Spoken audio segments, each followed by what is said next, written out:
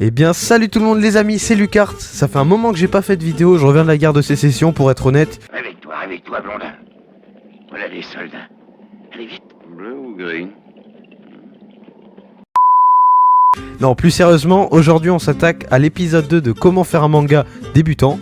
Donc aujourd'hui on va voir comment faire les personnages et les storyboards, donc ce qui est le crayonné de votre histoire. Donc aujourd'hui, alors faites pas gaffe au câble management, là vous voyez à la caméra le câble et tout, enfin c'est vraiment le setup pour, pour la vidéo. Attendez, je vais vous montrer. Là vous avez le téléphone qui filme comme ça, donc depuis là, tac, et là vous avez la webcam, donc pour vous dire...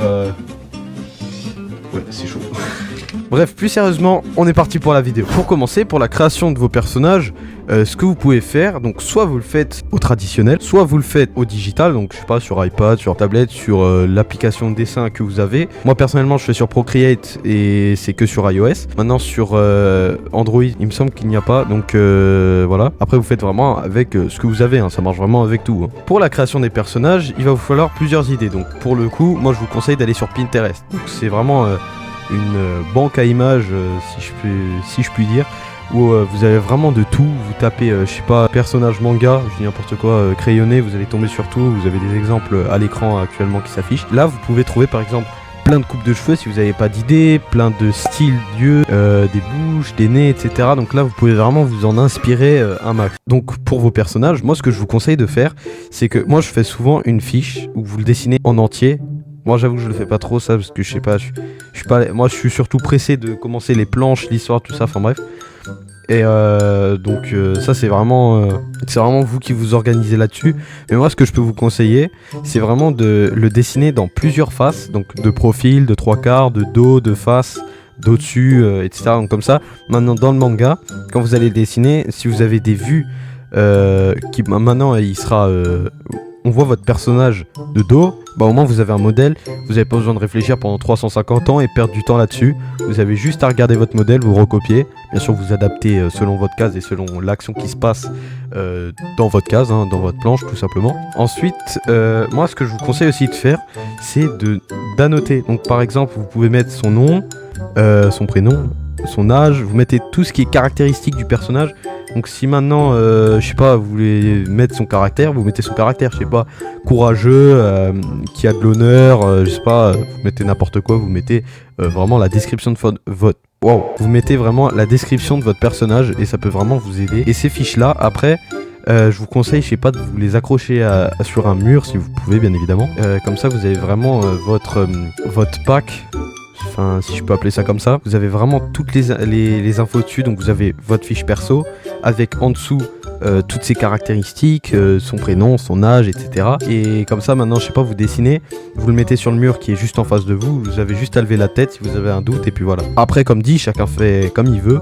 Moi, c'est ce que je peux conseiller. Ce que je peux vous conseiller aussi, c'est de mettre votre personnage en couleur. Donc ça peut vraiment vous aider à visualiser votre personnage en couleur tout simplement. Pour la deuxième étape, il s'agit de l'étape des storyboards.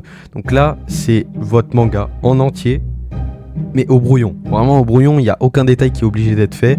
C'est vraiment une des c'est l'étape la plus importante pour moi parce que vous allez avoir votre organisation des cases, vous allez avoir la disposition du personnage. Alors attention, si maintenant vous avez mis votre personnage dans telle position, c'est pas obligé que quand vous faites la planche, la pose vous dérange, vous voulez la changer ou vous avez du mal à la dessiner, vous pouvez totalement la changer. Donc on va faire un exemple sur iPad, donc je vais tout vous montrer. Maintenant qu'on est sur la tablette, je vais vous montrer du coup comment on peut faire un storyboard. Moi ce que je vous conseille, moi en général je prends une feuille A4 et je mets tous mes... Oula. Je mets tous mes storyboards sur la même feuille. En général je fais bon là je fais vraiment en gros pour que vous voyez. Mais voilà, je fais comme ça, tac, oula. Voilà. Et après je sais pas, vous annotez 1, 2, 3, 4... etc. Donc là c'est vraiment pour organisation. Après vous vous arrangez comme vous voulez. Moi je sais que pour mon tout premier manga, donc mon one shot Nozomi, je sais que j'avais fait vraiment une feuille A4 pour une planche.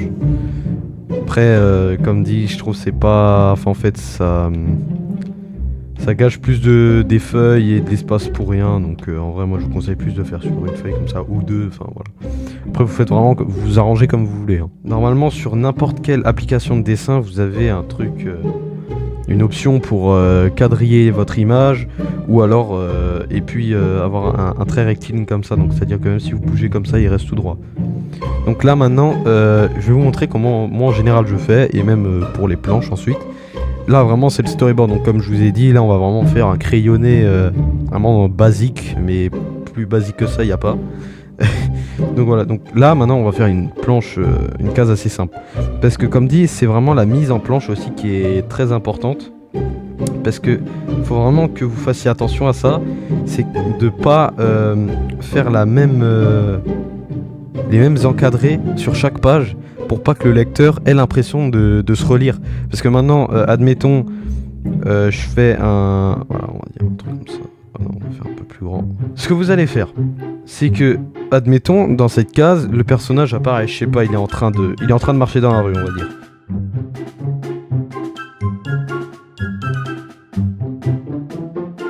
Et là, du coup, pour votre bulle, vous allez faire un truc très rapide comme ça, et vous allez vous écrire votre texte. Là, vous écrivez votre texte. Et pas grave si ça dépasse de la planche, hein, là c'est vraiment le storyboard. C'est pas obligé d'être propre, et même vous pouvez faire beaucoup plus simple que ça, hein. Là encore j'ai un peu complexifié, vraiment que vous au moins vous puissiez comprendre du coup votre storyboard, parce que si vous-même vous le comprenez pas, ça va être ma foi un peu problématique. Et si vous n'êtes pas sûr de vous en rappeler, parce que moi comme dit ce que je vous conseille c'est vraiment de faire votre storyboard, enfin vos storyboards, faire tous les storyboards maintenant de votre chapitre ou de votre one shot, parce que vous allez avoir, moi toute cette étape je vous conseille de la faire directement après la création de votre histoire, parce que vous avez encore toute l'histoire, tous les détails dans la tête. Et si vous faites maintenant un storyboard, une planche, enfin un storyboard, le résultat final, etc., et vous faites vraiment de façon coupée entre guillemets, ça va plus être aussi logique. Il peut y avoir des petites erreurs, parce que je veux dire maintenant la planche 17, il y aura peut-être quelque chose qui coïncide pas avec la planche 5, n'importe quoi, parce que entre temps il y a du temps qui va se passer, parce qu'une planche ça prend pas 5 minutes, ça prend plusieurs heures. Donc comme dit c'est vraiment ça, optimiser le truc au max. Donc moi comme dit ce que je vous conseille, même si au bout d'un moment, enfin c'est un peu chiant quand même de faire un storyboard, c'est vraiment le but c'est de tout faire d'un coup, et comme ça vous avez tout, et ensuite vous enchaînez vos planches, et comme ça vous êtes tranquille et il n'y a plus rien à faire, enfin il n'y a pas plus rien à faire, mais voilà. Sur ce, c'est la fin de cette vidéo, j'espère qu'elle vous aura plu, n'hésitez pas à vous abonner, à liker, ça fait extrêmement plaisir. Et la prochaine fois, je sais pas si je referai une vidéo sur du coup comment faire un manga, enfin je referai la série, je la continuerai, mais comment dire, je sais pas si ce sera la prochaine vidéo, en tout cas on verra tout dépend de comment ça se déroule, qu'est-ce que j'ai envie de faire. Sur ce, j'ai assez blablaté, à vous de jouer, et ciao tout le monde.